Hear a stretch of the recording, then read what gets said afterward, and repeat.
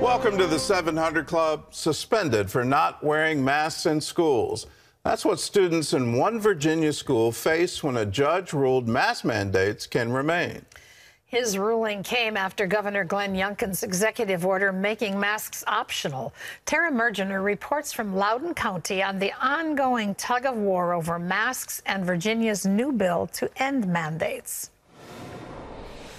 Virginia's House and Senate approved a bill ending school mask mandates, but the default date for new laws to go into effect is July 1. So Governor Youngkin is set to send the bill back to the House to add an emergency clause, making it effective immediately. We wanted to give you a behind-the-scenes look of what parents and students of one school system had to encounter to get to this point. Hi, my name is Madeline, and I like running. My name is Brayden, and I like to do sports. My name is Joshua, and I like my family.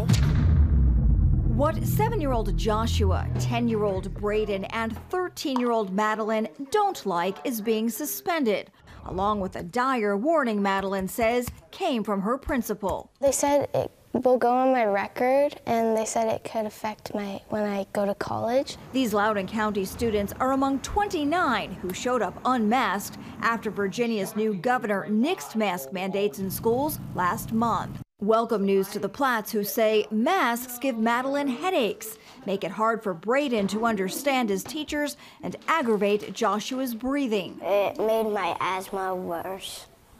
What was that like? It made me not feel like I was breathing. They don't talk about anxiety, they don't talk about health, they don't talk about the long-term impact of what this does to children. But the relief from Youngkin's announcement didn't last long. The siblings returning to school only to learn they're banned from their classrooms. They took us to the library and kept us in there for 7 hours. Whenever a class came in, they told the class not to talk to us. Isolated from their masked peers. We were even being supervised. It was just us in this little conference room in the back of the office. And left to learn on their own. It's quarter 3, we're learning new things. Like, I have to watch YouTube tutorials. Loudoun is among dozens of Virginia school districts still enforcing mask mandates. How do they become the executive branch of the law? We're like, when can they come for their in-person education that they're entitled to by the Virginia state law? And all they tell them, they're like, as soon as they put the mask on. These school systems could be on shaky legal ground, according to constitutional expert Brad Jacob. The Constitution says that the government, including the public schools, may not deny the equal protection of the laws. And so you have to make sure as a school that you are treating the students equally, that they are all getting the same opportunities. Lisa Harcrow says not only is Loudoun going against the governor's edict, but in her son's case, doctor's orders. Right now they're stating that if they approve one medical exemption, that they're going to start having to approve them all. And some parents insist school officials are breaking their own rules. For example, invited guests have been seen partially or unmasked during the same time frame students were getting suspended. LCPS denied our request for an interview and emailed us this statement saying, in part, because this issue is currently the subject of litigation, it would be inappropriate for the superintendent to comment. Meanwhile, the Platts and others now on the outside looking in. As parents, what's going on, it's fundamentally and lawfully wrong. And these Loudoun County parents believe their children have a right to an education, Gordon, even without a mask. Sarah, in addition to saying it's going to be part of your permanent record, there were reports that children without masks on school grounds could be arrested. Where did that report come from? How did the school board respond to that? Well, it seems like there were a number of sources to cause concern about this. Now, I should point out first that the superintendent, Scott Ziegler, did send around an email saying that school officials do not have the authority to arrest children or their parents for trespassing. But at the same time, I'm told there were words exchanged at the various schools, and there was an audio recording even of an elementary principal, assistant principal, that told parents in this recording, someone recorded it, obviously, I don't think she knew anybody was listening, that they would be arrested, that they would face trespassing charges if they showed up at school without a mask. When you add to that an internal staff email that was circulating that said, quote, the safety and security coordinator will proceed to the magistrate to swear out a trespass summons and a warrant. So while school officials saying, no, we don't have the right to arrest you or your child for trespassing, it seems there was a lot of conflicting signals going out, and certainly a lot of parents were very concerned, and it was quite the scuttlebutt.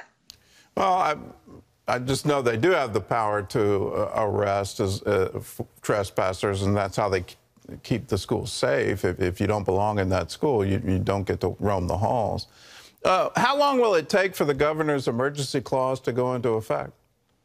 Well, it looks like it's going to go pretty quickly. Yesterday, Governor Youngkin actually went to the House floor to signal how quickly he wants it to go and to confirm that he does want this emergency clause. So what has to happen now, it's got to be approved again by the House and the Senate. The Senate, of course, is led by Democrats. Last time, 3 joined Republicans in voting for this bill. But the expectation is that the final votes could happen as early as next week. Both clerks have said it can be approved with a simple majority vote, though there is some talk that that might be challenged.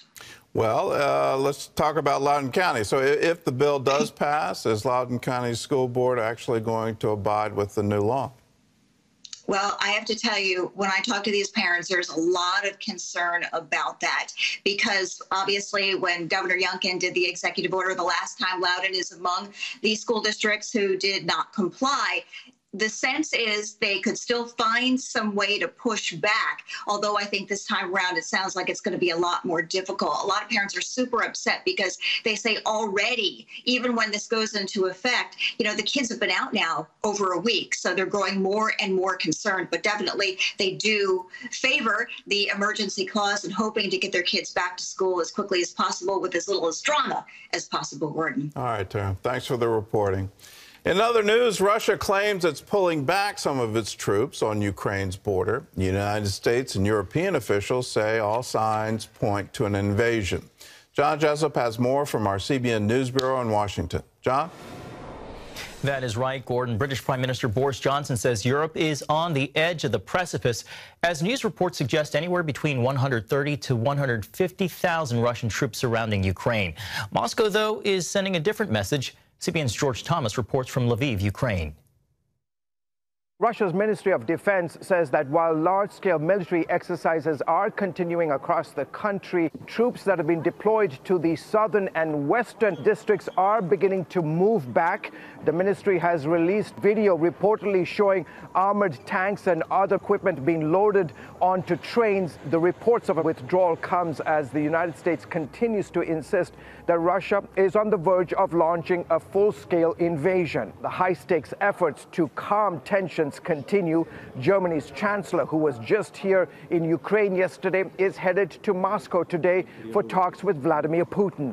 Meanwhile, residents here in Lviv, Ukraine's largest city in the western part of the country, are getting an unexpected holiday tomorrow.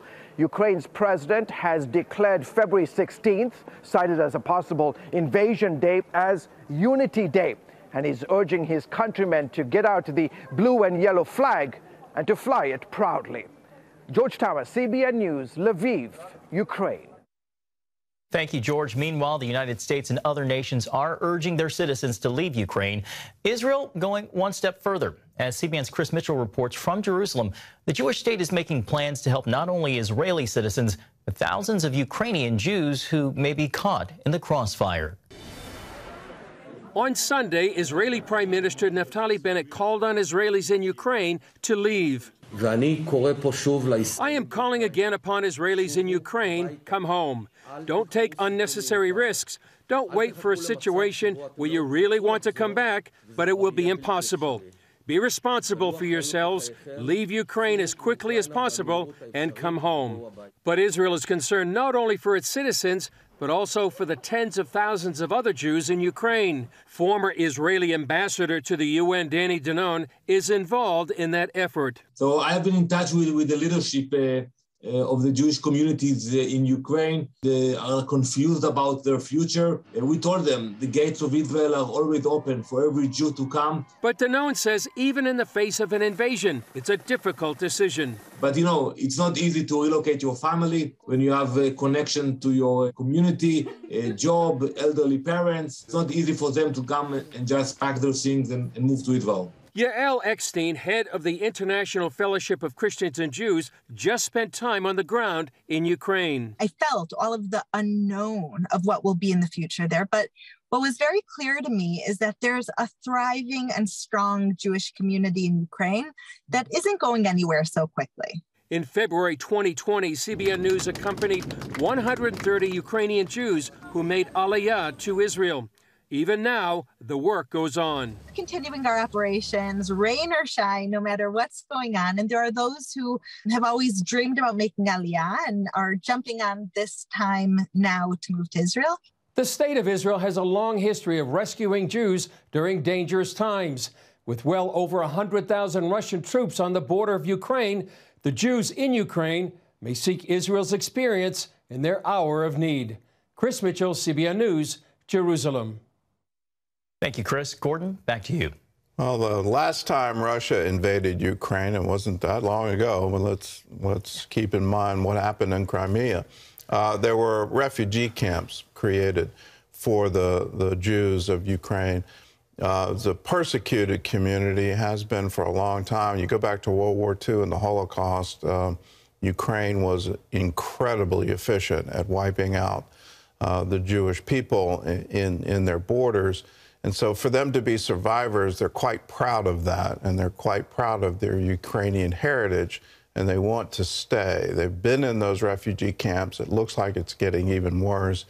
I applaud Israel for saying, yes, please come home, but I also understand why they would want to stay.